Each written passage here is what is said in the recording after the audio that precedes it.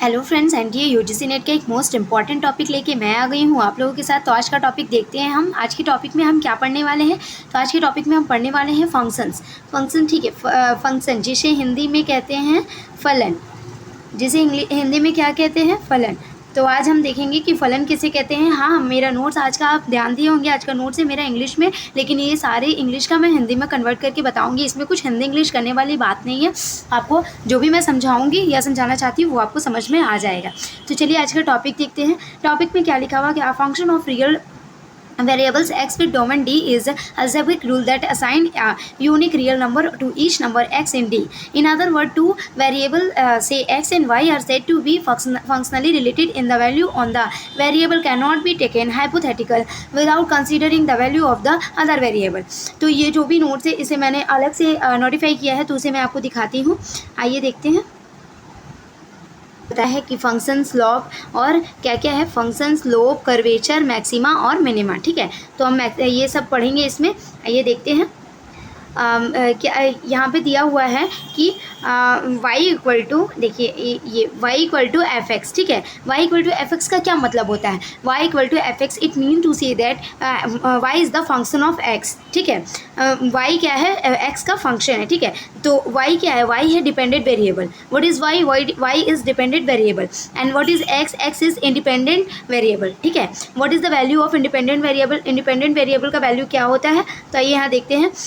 यहाँ पे they can take any value. Independent variable जो होता है, इंडिपेंडेंट वेरिएबल जो होता है वो कोई भी वैल्यू टेक कर सकता है। 0, 1, 2, 3, 4, ये जो भी वैल्यू लेगा वो इसके ऊपर डिपेंड करेगा। जो ये वैल्यू लेगा उसी के अकॉर्डिंग डिपेंडेंट वेरिएबल अपना वैल्यू पुट करता है। ठीक है, what is the value of independent variable. y is a function of x is y is a function of x is near to y is depended on x। ठीक है, क्या बोल रहा है कि y is a function of x is mean to say that कि y is dependent of x। y किस पे डिपेंड है, y is dependent of x पे डिपेंड है। ठीक है, और x is function of y। तब बोलेंगे अगर यहाँ पे जब y है function, y is function of x, then y is dependent on x। और जब x is function of y तो x is function of y, तो क्या होगा कि x is dependent on y।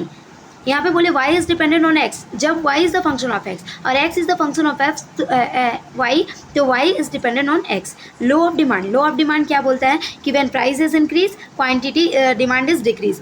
हमने हमेशा बचपन से पढ़ते आए हैं हम कि जब भी हम लॉ ऑफ डिमांड पढ़ते हैं, लॉ ऑफ डिमांड पढ़ते हैं तो इसके बारे में क्या होता है कि जब प्राइस बढ़ेगा तो डिमांड जो है वो कम हो जाएगा। ठीक है, लेकिन यहाँ पे है कि लॉ ऑफ डिमांड वही बताया यहाँ पे। लॉ ऑफ डिमांड करूँ कि when price is high then quantity demand is low. ठीक है, तो q d x equal to f, ये किस पे निर्भर करता है। P x price of commodity, p r related price of product, y जो भी इनकम ऑफ कंज्यूमर, कंज्यूमर का जो इनकम होता है, टी टेस्ट और प्रेफरेंस पे कि वो कौन सा चीज़, कौन सा टेस्ट उनको अच्छा लग रहा है, किसके ऊपर वो प्रेफर करे। ठीक है, तो ऑल देयर कांस्टेंट, और ये जो भी रहता है ये सब कांस्टेंट रहता है, बदलता नहीं है। ठीक है, यहाँ पे डायग्राम में दिखाया गया है आपको कि ये है डिमांड कर्व, इसी कहते हैं डिमांड कर्व। ठीक है, ऐसे करके जो रहता है, और इसी डिमांड कर्व को बोलते हैं इन्वर्स डिमांड फंक्शन। ठीक है, इसी डिमांड कर्व को इन्वर्स डिमांड फंक्शन। अब मैं बताऊंगी कि ये इसे इन्वर्स डिमांड फंक्शन क्यों कहते हैं। पहले ये समझ लेते हैं कि ये है डिपेंडेंट पी वेरिएबल, जहाँ पे लिखेंगे y is the function of x और यहाँ पे लिखेंगे y is the function of x। ये इंडिपेंडेंट वेरिएबल है, ये इंडिपेंडेंट वेरिएबल है और ये डिपेंडेंट वेरिएबल है। ठीक है,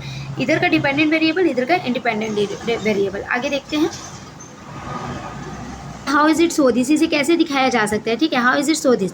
तो p is the function of Q d x minus inverse demand function. Q d x क्या है, क्वांटिटी डिमांड ऑफ x, और Q d x F is the function of P x, normal demand function में। ठीक है, यहाँ पे है diagram, ये है ओरिजिनल डिमांड फंक्शन, ये ओरिजिनल डिमांड फंक्शन है, ये इनवर्स डिमांड फंक्शन है, मैंने आपको पहले ही बताया था।